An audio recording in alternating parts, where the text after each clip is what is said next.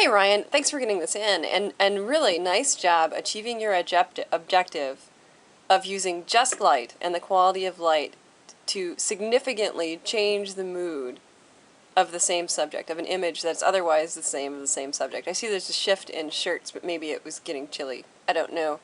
But I usually let this kind of stuff go anyways. But this is really, really well done.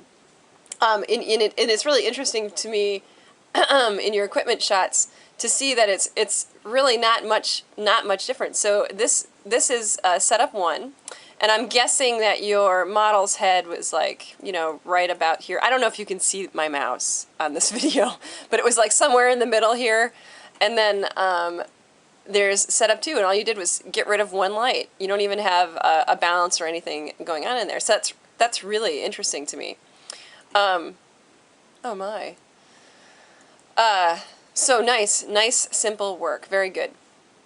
And then I think that this, you know, if you want some feedback, I'll give you a little bit of technical feedback here.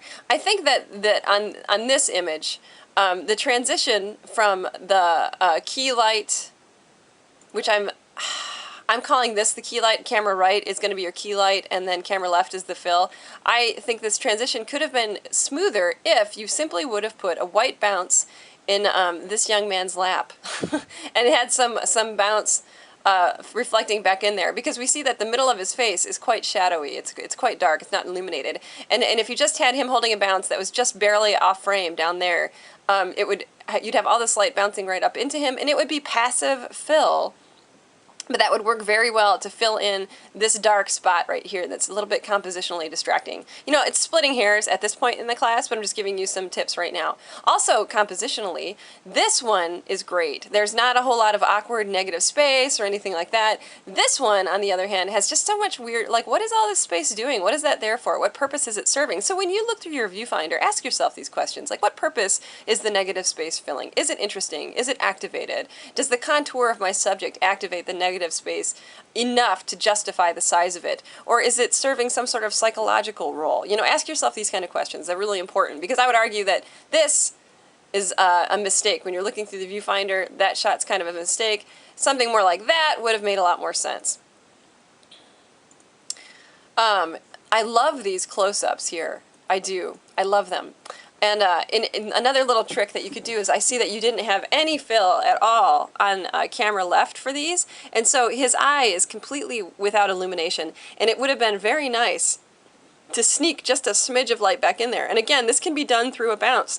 The bounce will give passive fill. It'll lighten this up a little bit, but it more so will reflect in the iris of the eye, because the iris of the eye is reflective. And then here you've got him turned in just such a way so that the light that's on camera left is getting the corner of his eye. So this one, you can see, is so much more human, let's say, than maybe this one where it's completely blacked out.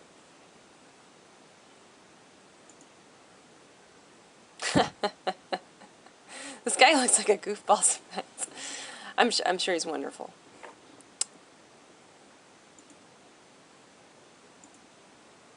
So it looks like in your first shoot, yeah, it seems like you were really focusing on the lighting and you weren't thinking too much about your composition. And that happens, you know, with the first time with your lights, that happens because you're just really concerned about the quality of the light, and you're not thinking too much about the composition you're getting through the viewfinder. Because there's just, in all of them, there's this big wonky empty space up there.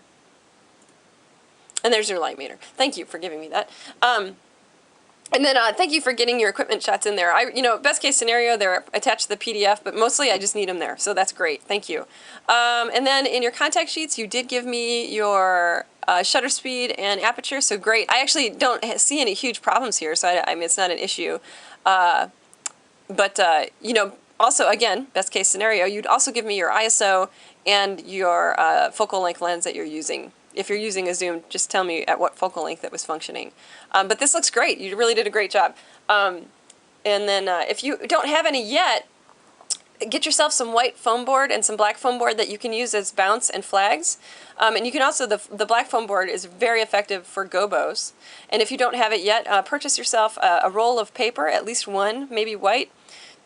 Better would be white and black. Best would be white, black, and gray, so that you can use them as backdrops. What you're doing right here is working, but you're going to need a backdrop at some point. Okay, great job. Thanks, Ryan.